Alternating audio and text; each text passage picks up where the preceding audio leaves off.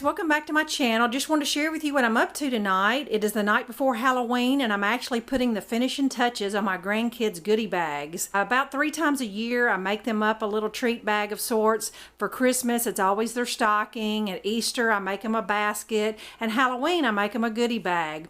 And usually my goodie bags and stockings are not candy related because they get enough of that throughout the year. I just go to Target and different places and just buy little knickknacks that I know they'll like pirate teeth, books, some lip gloss, fun little things like that. But I also wanted to put in a little homemade treat, and this year I wanted to make these little leaf cookies, and I wanted to share it with you because I think they would be so adorable for you to make and take anytime in the month of October and November. So what it basically is just a basic sugar cookie. I mean, you may have your own preferred sugar cookie. This is one that I've had from my grocery store, 7 ingredients. I'll type it all out below if you want to copy it and print it.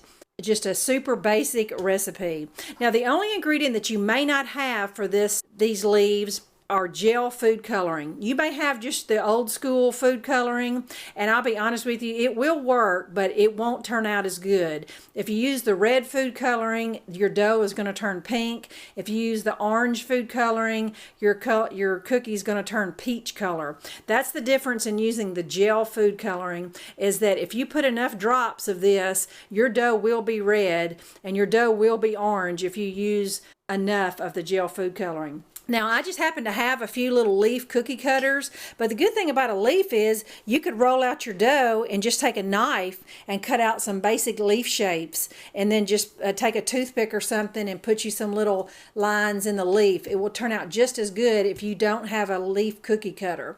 So what I'm going to do is just make up my cookie dough, and then I'll be ready to divide it and color it, and I'll catch you up where I'm at. I got my dough made. That took 5 minutes to put those 7 ingredients together. This is a great recipe if you don't have one.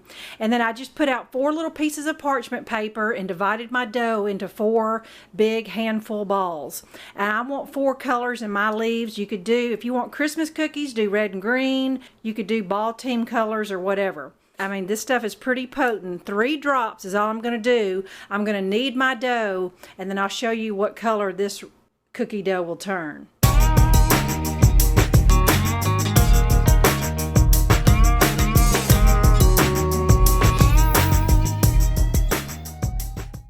I have all 4 balls of dough colored now. It was just like playing with Play-Doh. I'm going to pinch off little pieces of each color and create one smooth slab, and then I'll be ready to cut leaf cookies.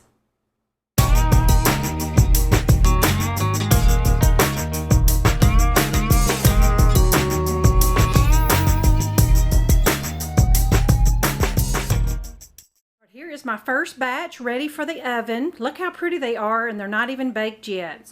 Now the recipe says 350 degrees, 12 to 18 minutes. I'm going to set the timer for 10 and then watch it from there because my oven cooks a little fast. Here's my first batch pulled out of the oven, and now they're cooling. I'm going to zoom in a little bit so you can see where I drug the toothpick through the leaves before I cooked them, and it just made the prettiest veins on the leaves and just gave every leaf its own character.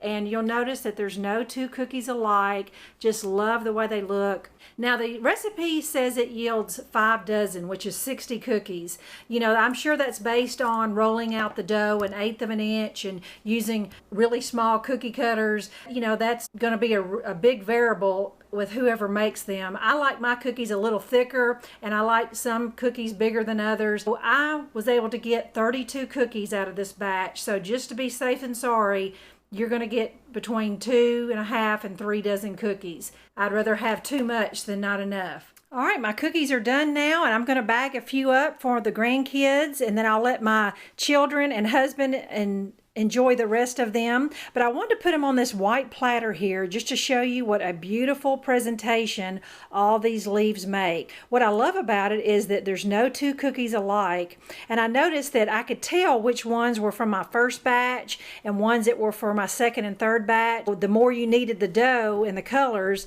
the more they just blended in together. Some of them are even prettier than others.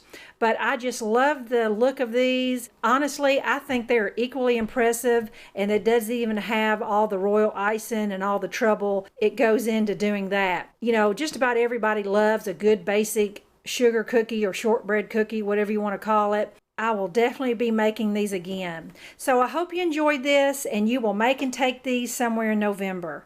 Thanks so much for watching. Bye-bye.